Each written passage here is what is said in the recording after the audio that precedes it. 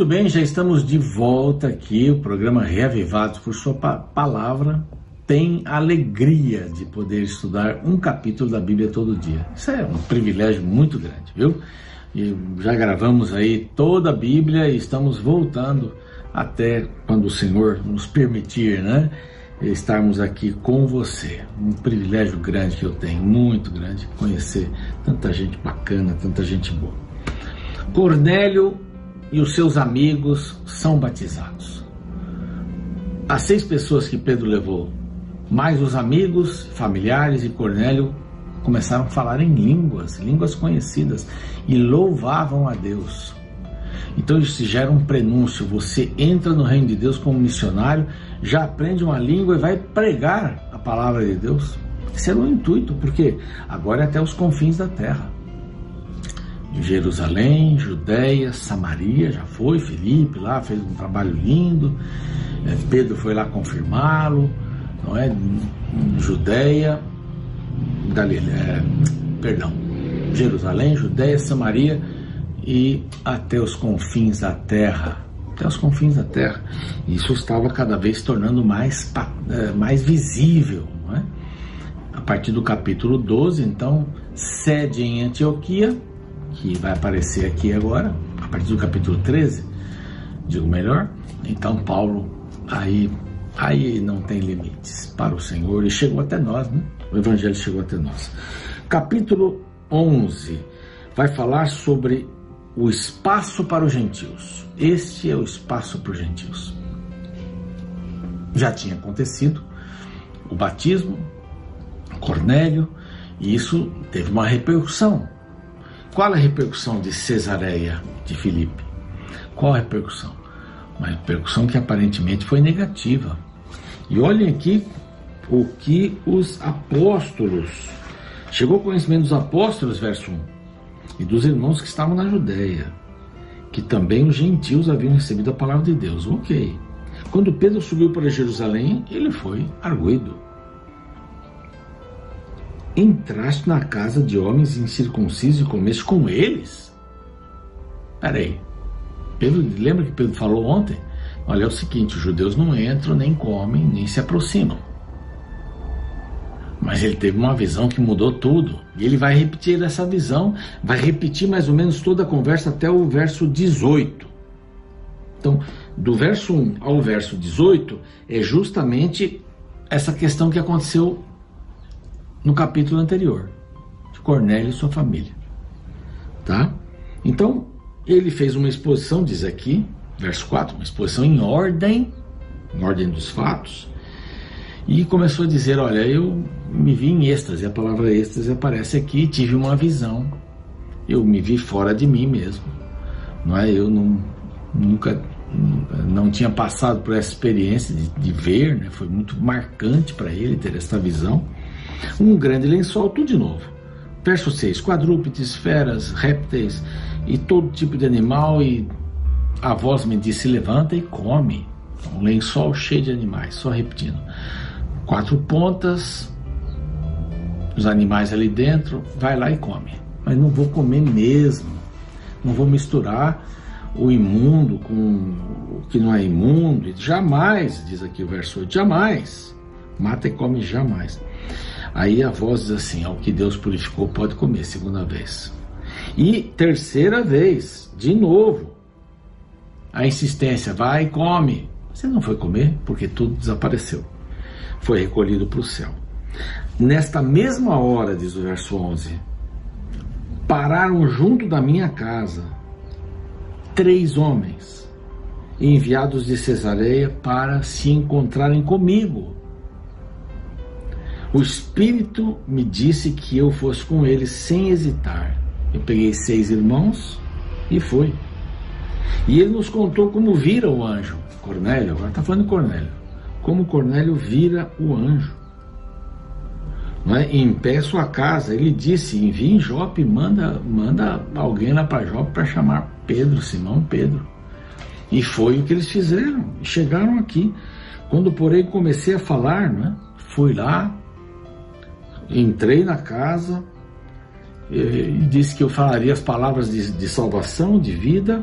Cheguei lá e o Espírito Santo estava sobre eles, como também sobre nós no princípio. Está falando do Pentecostes. As línguas de fogo e tudo mais, e eles falaram em línguas conhecidas. Ali, se era igual ao Pentecostes, então essas línguas também eram línguas conhecidas, como aconteceu conosco. Então, eu lembrei da palavra do Senhor que disse: João vai batizar com água, mas vocês vão batizar com o Espírito. E foi exatamente, Deus concedeu a eles o mesmo dom que deu para nós. Olha a inclusão. Esses capítulos são muito importantes. Por que eles não são mencionados? Por que muitos criticam os movimentos cristãos que não incluem o cristianismo? É inclusão. É inclusão. É a inclusão do letrado, do iletrado, do culto, do inculto, do gênero qual for, é inclusão. Da raça, não tem cor, não tem raça, é inclusão. E aqui fortalece isso, né? Então, ele deu o mesmo dom. Quem era eu para que pudesse resistir a Deus? Se Deus está me pedindo para ir lá, para pregar o evangelho, o Espírito Santo desceu sobre eles, eu os batizei e fiquei com eles. E ouvindo eles estas coisas, apaziguaram-se e glorificaram a Deus, dizendo: logo também aos gentios foi por Deus concedido arrependimento para a vida. Essa é uma conclusão extraordinária. Ali tinha um grupo de judeus, os líderes eram judeus convertidos ao cristianismo. E ele chega à conclusão: os gentios. Isso veio da cúpula. Em Jerusalém estava a sede, podemos dizer assim, da igreja cristã. Os líderes estavam lá. Tiago, o irmão de Jesus, era o líder da igreja, não era Pedro. E eles disseram: bom, o evangelho é para os gentios também. Está confirmado. Está confirmado. Essa é uma linda experiência, uma linda história. Eu queria gastar um pouquinho mais de tempo com você sobre essa questão da inclusão, inclusivos. Todo o esquema do evangelho, inclusive em o Antigo Testamento, tinha que ver com inclusão. Porque se algum que não era judeu queria fazer parte do povo de Israel, poderia fazer parte, poderia viver com eles. E havia vários, quando eles saíram do Egito, havia vários estrangeiros que faziam parte da vida deles. E agora você percebe pelos nomes aqui no livro de Atos, são nomes gentios, são nomes gregos, que aparecem, não somente nomes judeus. E aqui, primeiro, aceitaram os gentios. Acabou, tá? Estão aceitos. Logo também aos gentios foi, verso 18, por Deus concedido arrependimento para a vida. E aí vem a partir do verso 19 até o 30, então eles são encorajados, aliás, até o 26, encorajaram os gentios. Vamos lá! O verso 19, aqui ele vai começar a pregar para os confins da terra, tá? Então o verso 19 diz assim: os que foram dispersos, quer dizer, quando houve o problema lá com Estevão e ele morreu, Paulo começou a perseguir, os cristãos foram dispersos, tá? Sempre eles voltam para cá. Se espalharam até a Fenícia, até Chipre, até Antioquia, mas eles não anunciavam aos nativos da terra, só pregavam na sinagoga. Por isso que Saulo pega lá as cartas e vai para Damasco e outras cidades mais, nas sinagogas. Ele não tinha nenhum poder fora da sinagoga. O Sinédrio lá, com o sumo sacerdote, tinham dado cartas para eles entrarem, para eles e seus companheiros entrarem nas sinagogas, não na cidade. E eles ficaram quietinhos. Eles não pregavam fora da sinagoga. Os judeus não pregavam fora da sinagoga. Mas alguns deles, verso 20, porém, que eram de Chipre, de Cirene. Cirene é norte da África, ó. Aos confins da terra, sai de Jerusalém, Judéia, Samaria, até os confins da terra, tá? Nessa sequência, nós estamos vendo essa sequência. É uma introdução ao capítulo 13, que vai sair daqui a pouquinho, que o Evangelho desconhece fronteiras. desconhece fronteiras. Então, esses camaradas estavam lá, falavam também aos gregos. Falavam aos gregos em que língua? Em grego. Falavam a todos eles na sua língua, porque eles receberam esse dom, né? Então, esses de Antioquia, Cirene, Chipre, falavam também aos gregos, anunciando o evangelho de Jesus. A mão do Senhor estava com eles, e muitos crentes se converteram ao Senhor. Bom, a notícia chegou até os ouvidos de Jerusalém, que era a sede. E aí Jerusalém manda Barnabé. Barnabé, vai lá pregar o evangelho. E Barnabé era um homem extraordinário, porque era homem bom, diz o verso 24. Que coisa linda, né?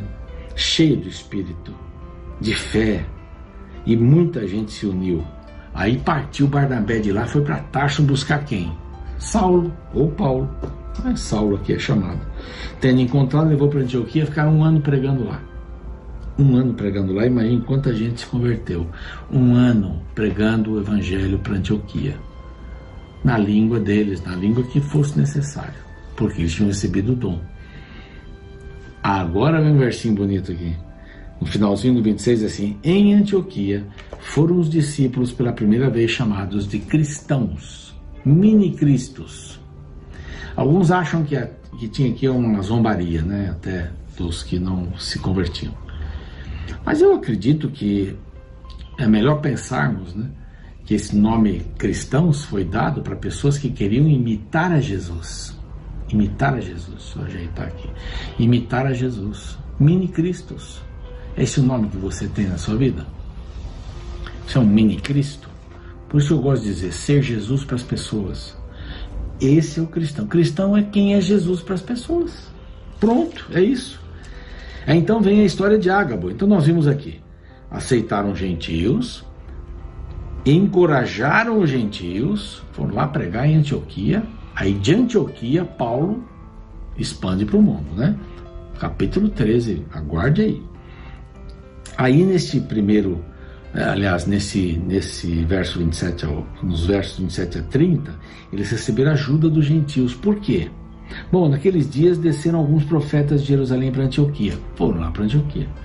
Antioquia ia se tornar o centro ali de pregação da palavra para os gentios. E apresentando-se um deles chamado Ágabo, ou Ágabus, bom, dava a entender pelo Espírito, o chamado Ágabo dava a entender pelo Espírito que estava para vir grande fome por todo o mundo, o qual sobreveio nos dias de Cláudio. Aqui é escrito depois, né, que isso tinha acontecido.